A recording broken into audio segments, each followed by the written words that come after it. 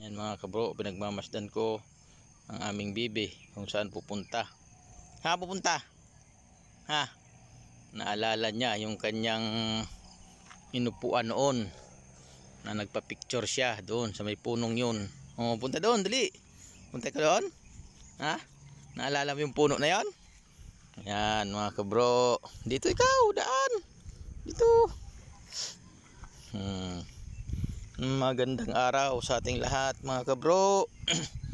Ayan, naalala ng aking bibi ang kanyang pinasyalan noon nung siya ay nasa akin pa at siya ay nagbalik ngayon sa amin. Ayan, no.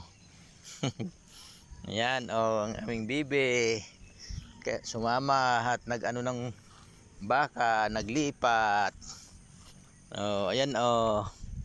Dali doon, tayo ko doon sa ating punong bayawak. Yan, ang aming punong bayawak. Yun, oh. Doon. Cute daw po siya sa aming punong bayawak. Oh, sakay daw siya. Oh, yan, sumakay ng aming bebe. Hi ikaw, hi.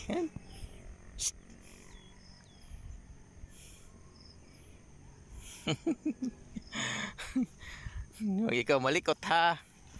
Yan, naalala niya ang punong bayawak na siya laging nandito noon, nagpa-picture at video. Yun, ako sana ay maghamon na sa kanya ng pauwi.